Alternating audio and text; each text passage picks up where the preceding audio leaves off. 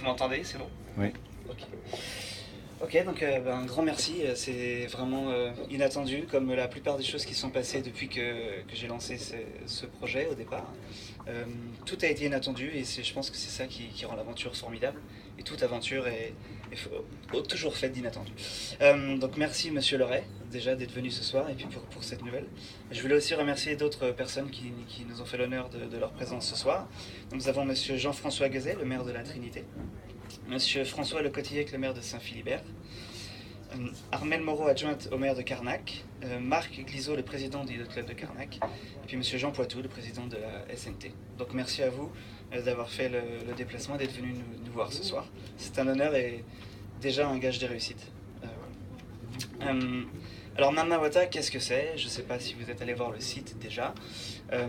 C'est un projet un peu fou que j'ai eu il y a plus de 2 ans. Et pourquoi le nom Mamawata pour commencer? Ça vient de d'une langue caraïbéenne ou afro-caraïbéenne. Et c'est le nom d'une sirène, qui était à moitié une sirène, à moitié une godesse, mais surtout une légende. Elle avait la réputation d'enlever les promeneurs sur les rivages ou sur leurs bateaux, ou les pêcheurs ou les plongeurs. Et elle les emmenait dans son monde souterrain, aquatique. Et sous-aquatique, pardon. Et elle les ramenait à la surface seulement après plusieurs mois.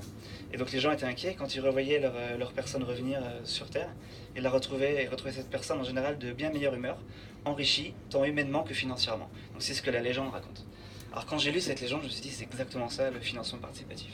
C'est quelqu'un qui traîne au bord de l'eau, qui est sur un bateau, qui fait des choses comme ça. Et puis un jour il décide de lancer un projet sur Mamawata. Et après 2 ou 3 mois de campagne et d'efforts, son projet a réussi. C'est quelqu'un qui s'est enrichi financièrement évidemment, puisque c'est le but, c'est de lever des fonds, mais surtout enrichi humainement, puisque depuis que je travaille autour de ce projet, je n'ai fait que m'enrichir humainement et rencontrer des personnes incroyables, tant des personnes qui ont fait des aventures remarquables, ou alors des personnes qui ont des projets ambitieux et qui sont vraiment vouées à changer la communauté qui est autour d'eux pour le meilleur. Donc c'est vraiment cet enrichissement qui est à la base de Mamawata et de la légende donc, que j'ai utilisée pour le nom du site. Voilà, donc pour faire court, vous avez bien compris, c'est une plateforme de financement participatif, mais elle est d'un genre nouveau, puisque le financement participatif existe depuis plusieurs années. Celui-ci est particulier puisqu'il est spécialisé à un certain domaine, qui est le domaine de la voile, des bateaux, de la mer, de tout ce qui touche à l'eau en fait. Donc c'est l'innovation, avec aussi cet angle auquel on tient, qui nous est cher, qui est lié à l'environnement et à l'éthique. Ça aussi, on pense que c'est important aujourd'hui de défendre toutes les valeurs qui sont liées. C'est pas juste un terrain de jeu, c'est aussi quelque chose qu'il faut défendre. Alors en quelques chiffres, le financement participatif, pour bien comprendre. En France, c'est depuis 2009, selon un article du Figaro de janvier, c'est 90 millions d'euros qui ont été soulevés juste par des dons. Donc c'est énorme, la générosité des Français est considérable. Et c'est quelque chose en fait qui se voit même encore aujourd'hui par votre présence. Il y a un soutien phénoménal en France pour tout ce qui est financement participatif, donc 90 millions d'euros juste depuis 2009, et ça double d'année en année maintenant. Et 1,7 milliard de dollars soulevés par Kickstarter, le leader mondial. Donc il y a encore une énorme marge de progression pour ce secteur qui finalement ne fait que démarrer. Alors, bien sûr, il a le vent en poupe, mais pour vous donner l'histoire de ce site, j'ai découvert le financement participatif il y a à peu près 3 ans, quand je faisais des voyages pour mon travail en fait dans la Silicon Valley, et je suivais un peu toutes ces boîtes qui se créaient. Je trouvais ça complètement fou que des gens comme ça décident de donner 10 euros, 10 dollars, 20 dollars pour qu'un type qu'ils n'ont jamais rencontré puisse lancer un produit ou créer un jeu ou écrire un bouquin. Et ça marchait tellement que je m'y intéressais pas mal. Et puis en parallèle, j'avais un petit bateau en bois que j'ai acheté pour le prix d'une bicyclette en Angleterre et qui m'a pas coûté grand chose, mais qui me coûtait beaucoup de temps en fait à rénover. Et je me disais pourquoi pas créer une campagne, voir s'il y a des gens que ça intéresserait, en échange, leur faire un tour sur mon bateau. Quand j'ai fait le parcours de toutes les plateformes qui existaient à l'époque, il n'y en avait aucune que je trouvais qui avait un sens pour ce type de projet, parce qu'en plus c'était un vieux bateau en bois, il fait partie d'un patrimoine historique. J'avais pas envie qu'il soit sur n'importe quelle plateforme. Donc je me suis dit, pourquoi pas créer le Kickstarter de la mer, une plateforme pour ce genre de projet. Parce que j'ai fait un peu de bateau, j'ai traîné un peu à gauche à droite, je sais que j'étais pas le seul dans cette situation. Donc j'ai créé ça. Et petit à petit, en fait, tout seul, j'ai réussi à avoir un site live et avoir un domaine, avoir du contenu et rencontrer des gens, et ça marchait pas trop mal.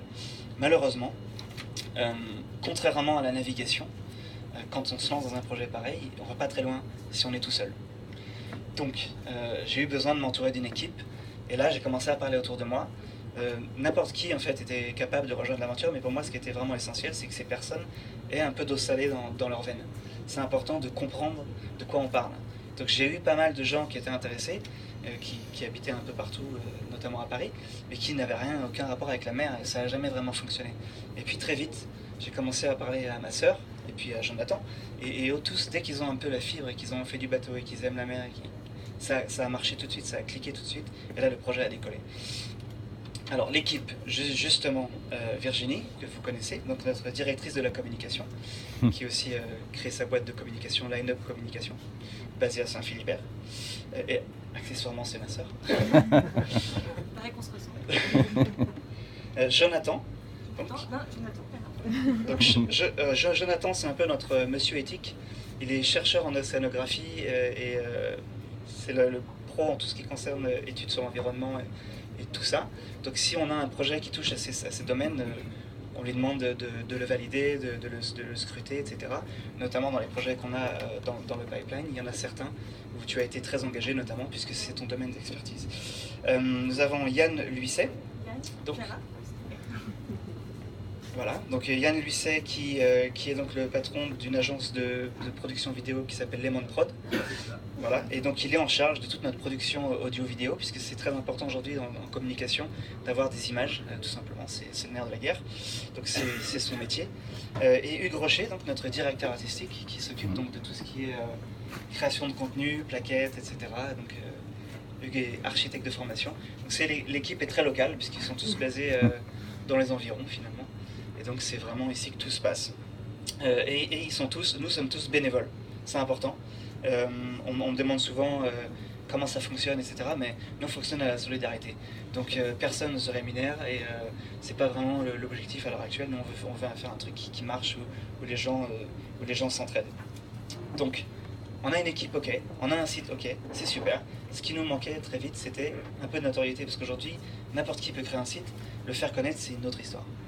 Et c'est là que Virginie est intervenue, avec son réseau, avec son expérience et ses qualités.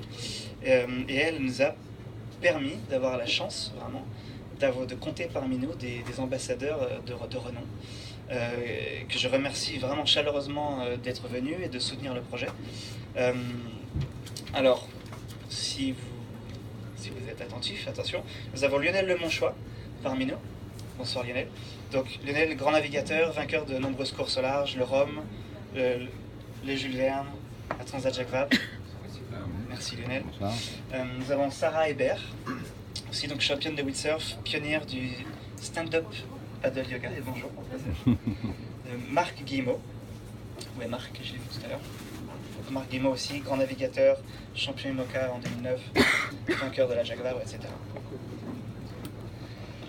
Eric Flagel, double champion du monde et médaille olympique en équipe de France en 10 voiles.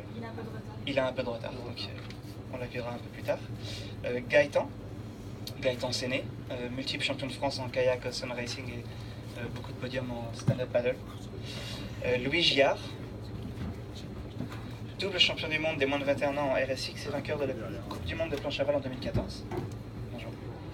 Et Delphine Cousin, donc multiple championne de France et championne du monde de windsurf. Donc merci à vous, c'est vraiment incroyable.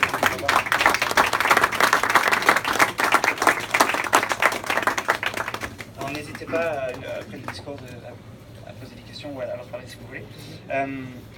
Ensuite, il nous manquait donc des porteurs de projets, puisque c'est génial, on a une plateforme, on a maintenant une renommée un petit peu grâce à vous. Il nous fallait des projets intéressants et des gens qui ont l'ambition de faire des choses. Et donc nous avons, un grand merci encore une fois, la chance d'avoir François Pedro avec nous aujourd'hui, donc il est le directeur du Yacht Club de Carnac. Il y a Marc qui est là, François qui est là. Et les jeunes. Okay. Parce qu'on va des jeunes espoirs, vous allez voir dans les... Et les jeunes du Yacht Club. Donc leur projet qui est live dès ce soir en fait, sur la plateforme a pour but de soulever les fonds nécessaires à la formation de nos futurs champions en fait, pour que dans quelques temps ce soit vous qui soyez ici aussi à soutenir d'autres compagnies. Et donc ça, c'est un des tout premiers projets sur notre plateforme. Donc merci de nous avoir choisis. Nous avons aussi Xavier Dago parmi nous ce soir. Xavier. Donc Xavier, c'est un grand nom de la voile aussi, hein, qui a un grand parcours et qui donc aujourd'hui est un athlète anti-sport. Donc Xavier peut vous parler après, si vous voulez l'interroger, sur son projet qu'il lance aussi aujourd'hui sur Namawata. Et donc il a pour but, pareil, de lever des fonds pour ta prochaine saison et aussi pour la sensibilisation contre la sclérose en plaques. Alors le projet s'appelle Sclérose en plaques, organisation plaisance, CEPOP en plus court. Donc voilà, n'hésitez pas à poser à Xavier toutes les questions que vous voulez et à faire des dons aussi, puisque comme je vous disais, la campagne est live dès ce soir. Voilà. D'autres projets à venir qui sont en cours de finalisation, qui n'ont pas pu être finalisés à temps pour ce soir, parce qu'on veut quand même bien faire les choses. Donc nous avons ce qu'on appelle le Wild Coast Contest, donc ça c'est un festival de kite qui va être organisé. Voilà, donc l'organisateur, David Janot. Donc ça, ce sera finalisé dans les jours ou les semaines qui viennent. Nous avons le projet Blue Ocean, donc aussi qui consiste là à créer un voilier zéro émission. Donc je crois que le projet consiste d'abord à produire le bateau, faire un tour du monde sans consommer d'énergie en fait polluante, et ensuite, si ça fonctionne, développer un bateau en série qui soit moins gourmand en énergie polluante. Donc ça, c'est vraiment un projet du futur. Voilà. Nous avons aussi un projet en cours de finalisation qui s'appelle Cérémonie départ transatlantique en fauteuil. Donc ça, c'est un projet porté par Jean Dartigue, qui est avec nous ce soir, qui a fait l'effort de nous rejoindre aussi. Merci Jean.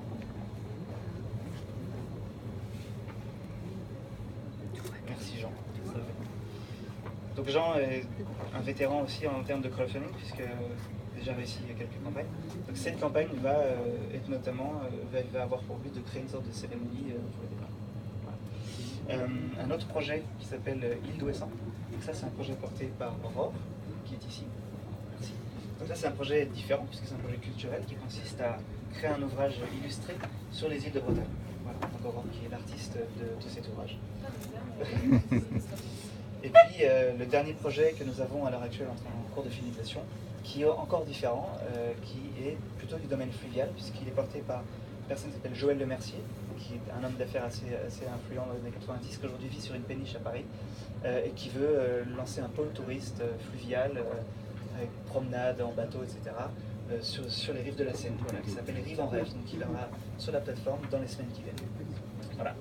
Donc, vous pouvez voir énormément de talent, énormément de personnalité, énormément d'idées, de projets et d'ambition, en fait, énormément d'ambition et d'enthousiasme. Ça, ce sont des valeurs fortes pour nous. Et on me demande souvent, si ça marche, et est-ce que ça marche, est-ce que ça va marcher?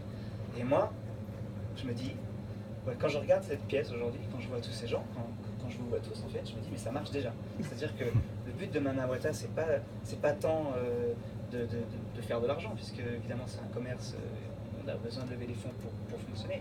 Mais la vraie raison d'être de Namawata, c'est de rassembler des gens et c'est d'aider des projets, des projets qui font rêver.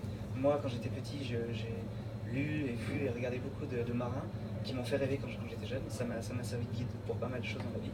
Et je me dis, si on peut aider d'autres projets à créer d'autres histoires qui font rêver d'autres personnes, alors on aura apporté notre pierre à l'édifice, notre petite goutte d'eau. Donc voilà, donc je remercie à tous d'avoir accepté de faire partie de cette aventure et pour qu'elle dure aussi longtemps que possible. Merci à tous.